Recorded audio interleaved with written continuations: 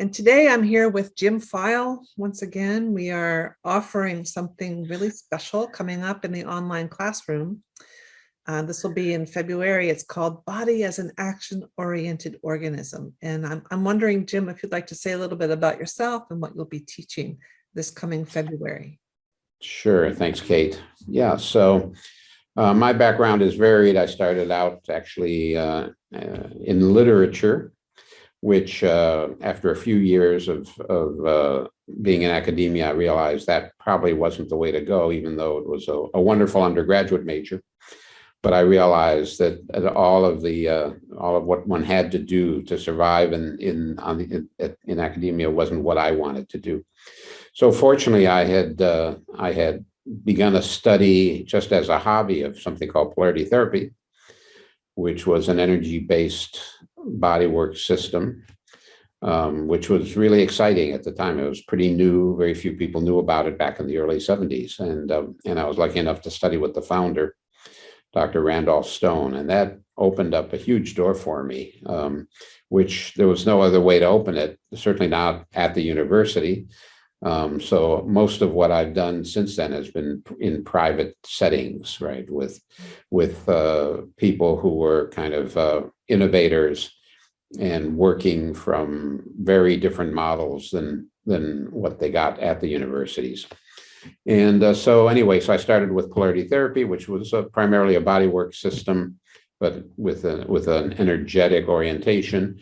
Drew a lot from Dr. Stone's work as a chiropractor, as an osteopath, and also studying Ayurveda and studying yoga. And so he had a wonderful synthesis. And then studying craniosacral biodynamics, which had a whole other dimension, which blended beautifully with the polarity, but a really subtle sense of motion in the body and pulse in the body. And then eventually in the early 1980s, I met Stanley Keleman, who developed something called formative psychology, which kind of drew me powerfully into it. And so my work over the years has been a synthesis of these three, plus, of course, I was a good friend of Ray Castellino's and went through his work and then there are other elements that came in and created my personal grand synthesis. So I've been working with that for about 50 years now. And so in the last 5 or 6 years, I decided I wanted to focus on this formative work. And my version of it, I'm calling Formative Embodiment. And I found it to be just something that resonates beautifully with who I am. And but also it's a very even though it shares a lot of the therapeutic techniques and the obviously the intentions of therapy or the intentions of education, it has a very special quality, which for me is very vital, very alive, and very close to how the body lives its vitality. So that's a little bit of my background. I could talk about myself all day, of course, but anyway. So then body as an action-oriented organism is one way to summarize a lot of material. You're going to get the nickel version here. And I think the only way to really understand what I'm going to be talking about is to experience it directly, I think. But we don't have that opportunity here. So I hope that my comments will at least give you a little bit of a sense of what we're talking about here. And to start really simply and almost obviously, life, in a way, our lives have a trajectory that we don't control, right? From the moment of conception or maybe before, there is a whole powerful motion of forming that kicks into gear, and which, of course, carries on, actually not just throughout the embryological cycle, but this process of forming carries on throughout the whole life cycle. And this is kind of what we call a formative trajectory, where the body is continually forming itself from its own programs, its own biological coding, And of course, that's going on, and of course, goes on in the life cycle as we move through childhood, adolescence, and adulthood, and old mature and old age. And so there is this whole trajectory, biologically, genetically based, which is very precise and very organized, even with the problems we have as people. There is what you might call this formative intelligence. It knows where it wants to take us as a vital life impulse. And in a way, that's one element that we address in this work. Yeah. And so this formative intelligence knows where it wants our body to go, right? And how to grow it, how to heal it, and how, up to a point, how to manage obstacles, challenges, traumas, and opportunities. It has a certain take on what is survival, survival based, but also what helps us thrive. And it knows what feeds this imprint, this blueprint. So anyway, that's a whole kind of element of our model, this formative intelligence, which is an intelligence that wants a full-bodied presence and looks for satisfaction and looks to maximize the potential that we have within the form. And this is just a given. This is something we inherit.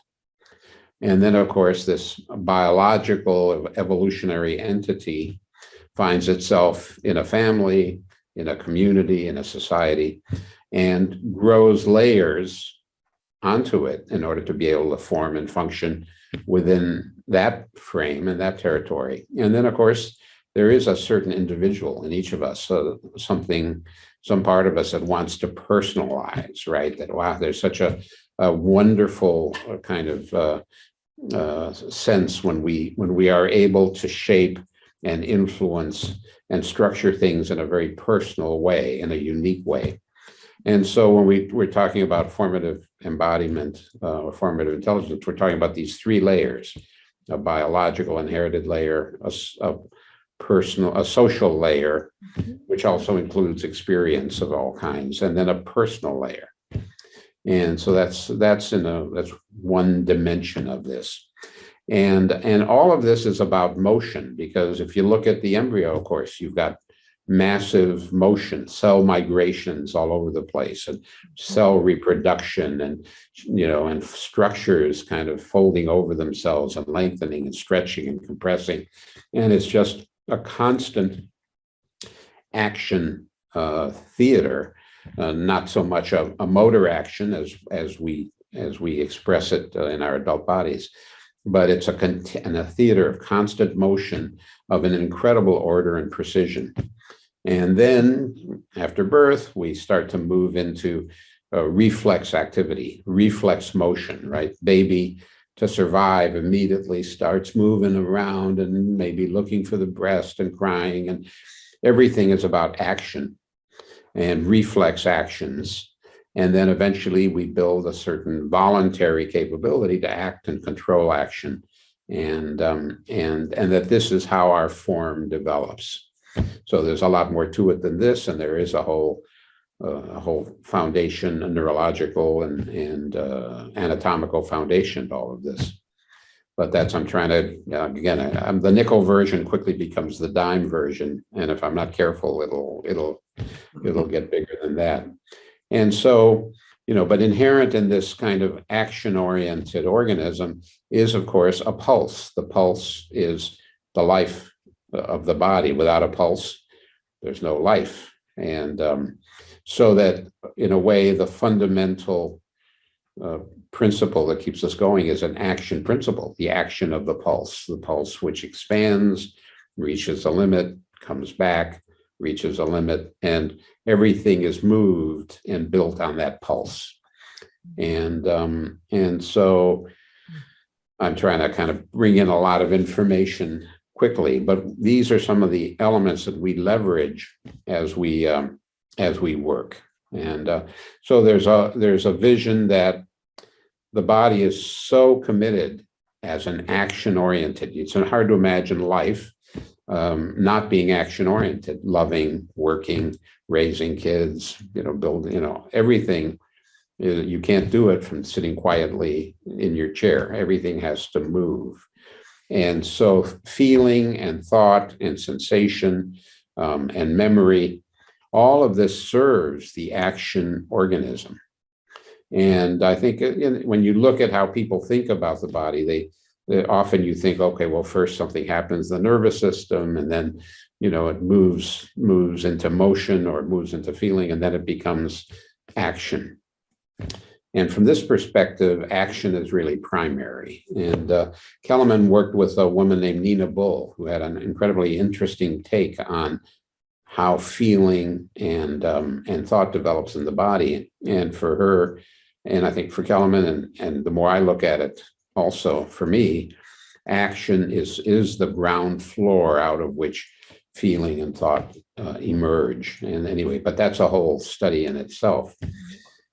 So as a result, to kind of try to, again, keep this relatively short, we work a lot when people come in, say, to therapy, but you could use this also could be relevant for educators and even artists and coaches. When people come in to explore their process and talk about their difficulties and look for help, like they do with any therapy, there is a whole action component to their story. Even just telling their story, they have to move their lips. There's a lot of action going on.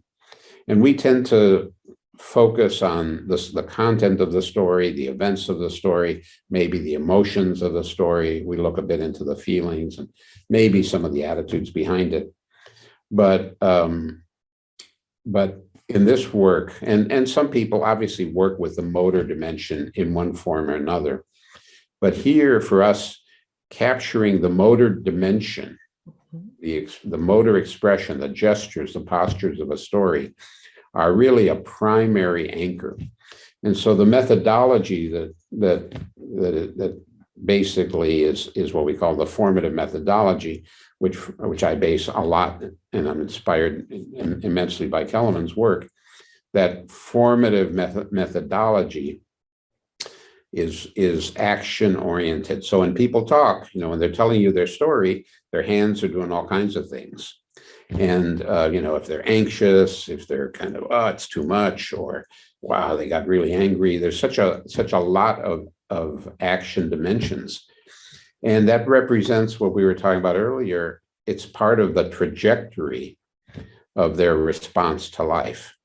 And that trajectory may be useful and it may not be useful. It may be survival oriented. But if we know from trauma work, these survival defenses become very locked into the body. And the body, in a way, is continually reacting and acting from these imprints. And they show up in the gestures. Right. And so there's a huge amount of information in gestures that doesn't come through the content of the story. It doesn't come through what's called the propositional or the various kinds of information that come through the story. It's related to it, but it may be highly layered with immediate history and long-term history. And so the methodology that we work with is an action methodology, not Skinnerian by any means. It's kind of an action methodology where we start to try to harvest what's in the gesture. Right. And it's amazing what comes out of that. So that's my nickel version.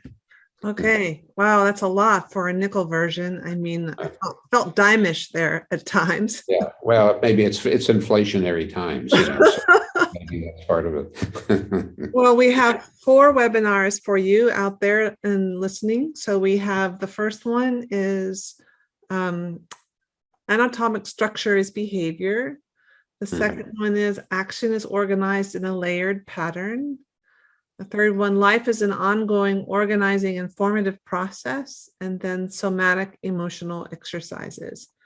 And those of you who have been a part of our workshops before know the beautiful impact of this work that Jim Feil is bringing And so we invite you to please come. Please, this is an entry-level workshop for people who are interested in Jim's now forming work, Formative Embodiment. And we're very privileged to be able to be a part of this and then be welcoming Jim into the United States of America to do his formative work here. So please come and enjoy. It will be February, and all the information will be in this short YouTube in the contact information, but we'll be starting on Wednesdays in the middle of February for 4 weeks. Thanks for coming, Jim. Great. Thank you, Kate. Great. So wonderful. Yeah. I mean, just as a final, I think, I am so excited to be able to present this work because of what it's done for me and what I see it doing for others and it's a tool that often blends beautifully with other tools that people have. It's an enrichment tool as well as a tool that can stand on its own. So anyway. No, I would agree. Having been a benefit just to having a session with you, and the feeling that I have in my body afterwards was extraordinary. And I would say that there's some great qualities of this work, just for those of us who are really wanting to meet clients right where they are, follow their intention, listen deeply, not just with words, but with gestures and with our own internal health. It's a perfect blend for those of us who like embodiment, who have studied various forms of it, whether it's cranial work or continuum work or polarity, who have learned, body mind centering, all kinds of movement therapies. Those of us who are working with listening deeply with our body and following gesture and understanding it, meeting people right where they are with whatever they're bringing, and then helping them find their way from the inside out, how to make change in their lives. It is a beautiful work. So we're lucky we get to be a part of this with you, Jim, and thank you, Kate. our growing community. Yeah. Okay. Great. See you all in February. Okay, sounds good.